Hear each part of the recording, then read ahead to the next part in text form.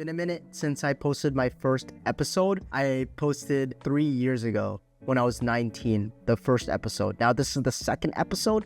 It is currently 2025 and I am 22 years old now. If you compare 2022 to 2025, I had only one brokerage, which was in Robinhood, and I only had $1,100. Now just time skipping into 2025, I have basically a 20x boost in my stock investments. $21,554. Now that is a massive change of where I was 3 years ago.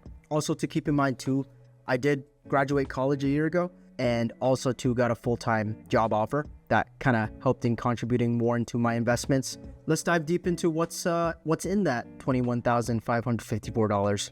A lot to look at here, several accounts. Let's break this down. First, I have my 401k, still using Robinhood as my main brokerage for stocks and ETFs. Also too, added on a Roth IRA. If you guys don't know what a Roth IRA is, it's basically a retirement fund brokerage. The nice thing is you could take out money tax-free.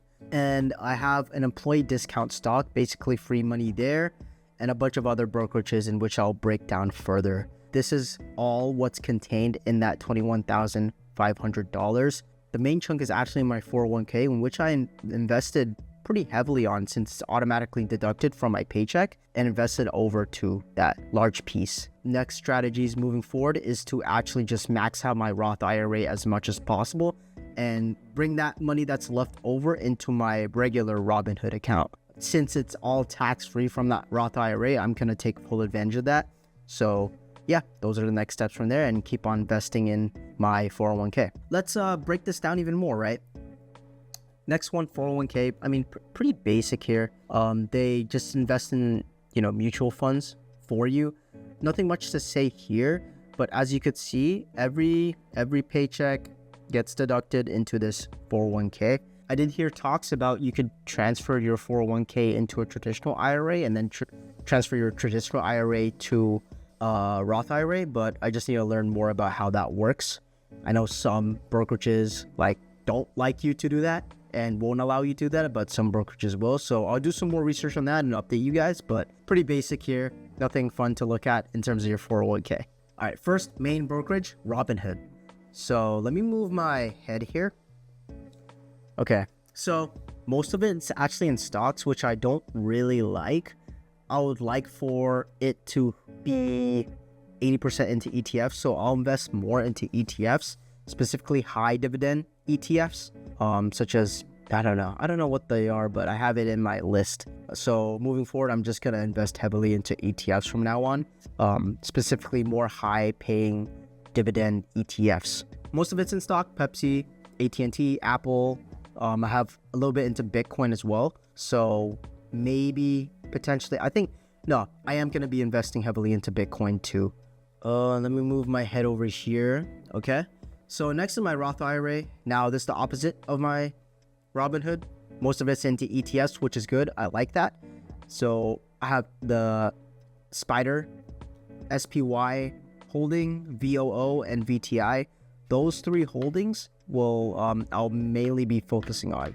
I'm not going to be focusing on individual stocks, just going to be focusing on those three for now and investing heavily more into the Roth IRA since it's tax-free. Again, taking full advantage of that.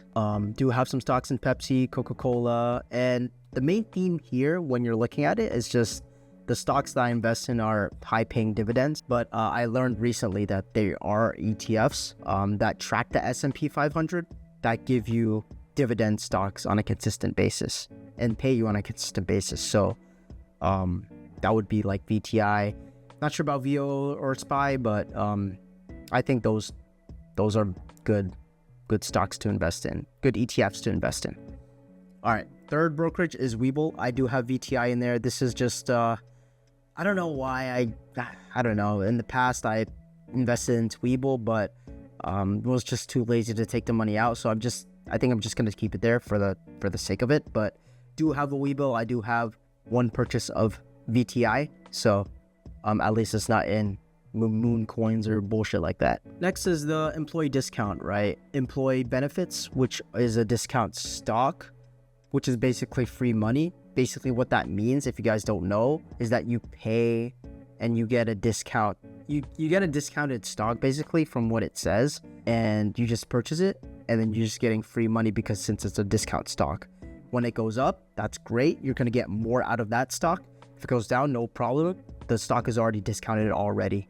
I have close to $2,000 in here. And again, a percentage of my paycheck is cut towards that employee stock discount by my choice.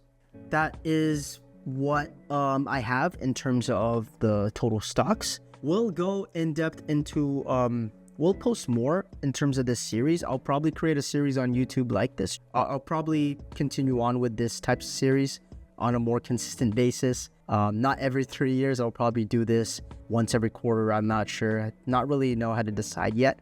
Haven't really had a chance to decide yet. Yeah, pretty good progress. Not bad of progress considering I just graduated college. It's only been 3 years since we met, so hopefully I could 20x this some more in the next 3 years. The goal here is to get to $100,000 when it comes to all the brokerages in total. So I would want my total investments to reach $100,000 at least in the next, 2026, late 2026, so December. So that's the current goal right now. Pretty ambitious, but in terms of like work and income, it has increased. So gonna put more into investments, not just in this, but into myself as well. Hopefully you guys enjoy this.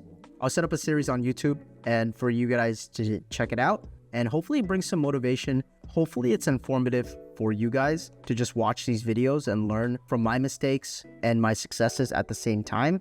So yeah, catch you guys in a bit.